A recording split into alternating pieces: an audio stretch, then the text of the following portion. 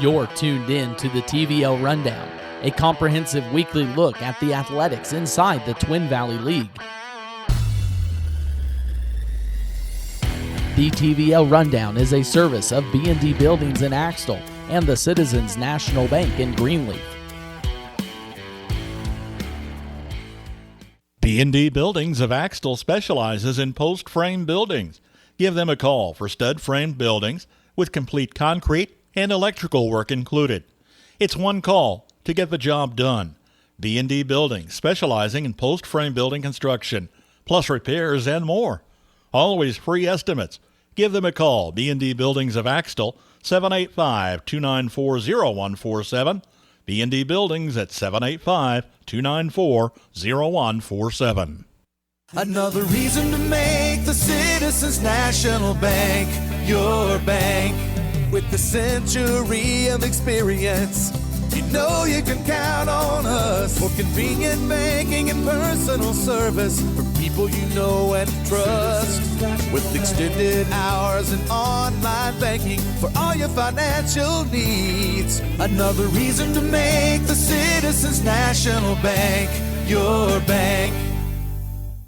Welcome to the TVL Rundown with Jeff Wurtz of the TVL Spotlight, Max Blaske with KNDY Radio. Jeff, we're in the full swing of fall sports. If you have been living under a rock, you haven't heard about the Axtell Eagles football program lately, but they are coming up on a historic possible week this week in the football action. They are, Max, and we talked about this off air. This is maybe a game that they had circled, not so much because of who they play, but because of what it means to them. The state streaks that they actually stopped a couple of years ago for the Hanover Wildcats, the longest winning streak in the state, on the line in the game against Wakefield on Friday night. This one waiting for their 43rd win of the year.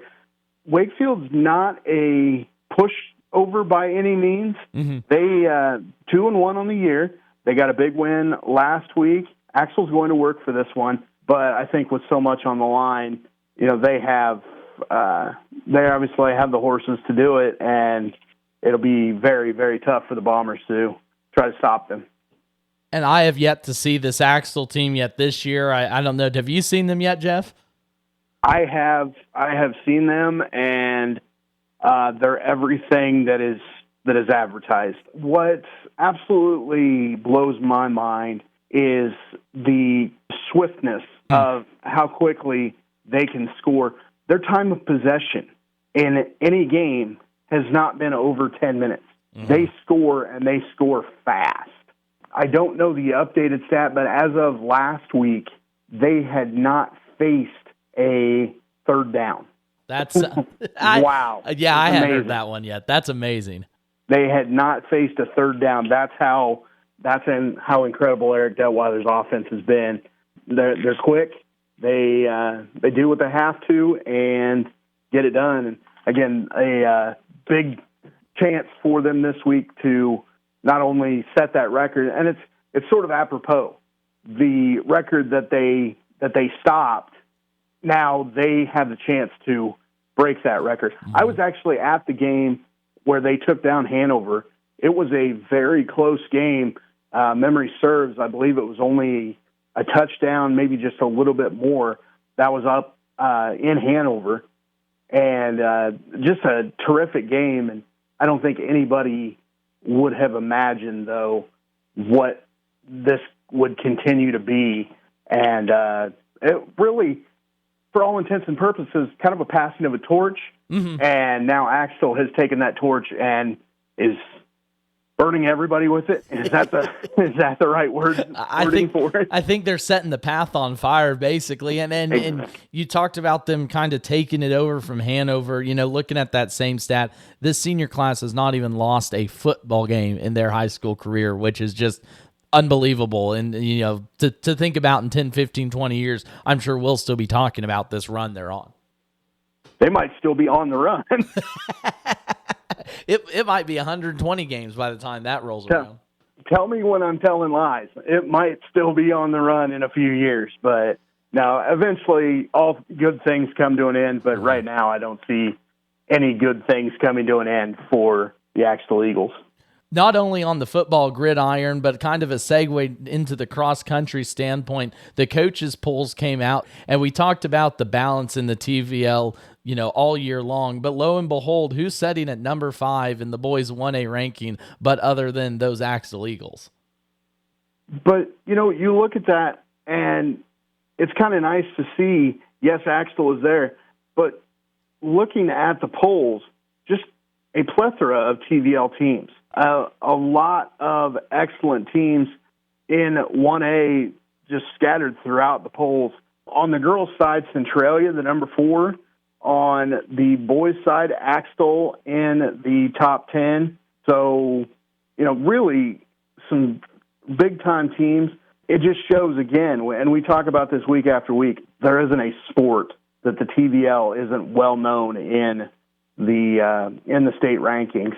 And I think that shows, going back to football a little bit, I think that shows with another team that I would like to talk about, a game that you were at with KNDY, the Frankfurt-Hanover game, a very excellent game, and the respect that the state polls were giving them, dropping the Frankfurt Wildcats just a bit, but keeping all 3 of those teams in that poll. When you look at the top 5 and you have 3 teams from the TVL, that's pretty exciting. I think we've said it since day one, and honestly, I think it's justified. I haven't seen many other teams outside of TVL, obviously, this year, especially in 8-man, but that game Friday, either team could have won that contest, but I think it is well-deserved that the 3 schools, Hanover, Frankfurt, and Axtell, are top 5, because I would put that trio up against the field, I think, this year when it comes to the football playoffs. Wouldn't that be great if they were able to face each other in late October and in the weeks to come? And we still have that game. We still have one more game between those 3, 2 more games between those 3. So we're going to still see some excellent late-season football here in the Twin Valley League. I think late-season October football is probably the best. Yeah, like you said, the last 2 weeks, and I think it'd be pretty amazing if it got down to a Final 4 in the 8-man division race between Hanover, Axtell, and Frankfurt. I think someone at Acacia would be saying something, or at least giving us a call, maybe give us a pat on the back or something. I don't know how we could do it, but imagine if you could play football like they do volleyball and have a triangular between those three teams. We can do it with the Jamboree next year. Yeah. That's what we need to do, Max. We need to get the TVL to put those 3 teams together in a Jamboree and just sit there and enjoy some excellent football. That's what let's start the petition right now. You're hearing it on KNDY. Let's start the petition to get those 3 teams in a Jamboree next year. I'm sure that works out. Our voices really will cause that to change. I was going to say, if you don't hear the excitement and the drive with something like that, I think you're mistaken. Oh, that's true. Yeah, put the 3 best out there, but I think, like we've said all year, what a blessing it is to have such 3 fabulous teams to cover. And we were just chatting a little bit about the cross-country polls, Jeff, but also regional classifications, or regional, I guess, pairings were announced here this week, too, as well. I know quite a few area teams will be making a trek. We're a few weeks away from regional cross-country, but where are some of these area teams going to be at once the end of October rolls around? For the majority of the teams, Sabetha Country Club will be the site for the late cross country. Clifton Clyde, Centralia, Frankfurt, Hanover, Onega, Blue Valley, I believe, is also there, and Washington County, all at Sabetha. So the majority of the teams there will be going to Sabetha Country Club for that race, and I'm excited for that as well. I think cross country has been excellent this year. I have the results up from the past couple of days on social media for cross country. We've had some excellent runners in the Twin Valley League. Check those out on social media as well as our latest podcast. we were able to talk a little bit about the cross-country runners. So, again, it goes back to that there isn't a sport right now that isn't looking bad for the TVL. Everyone is really succeeding this year. And as we kind of near the end, we mentioned it, didn't even get to talk volleyball this week, but kind of the same teams we talked about last week holding their own, and I know quite a few still looking for a run at state hopefully this year when that time comes.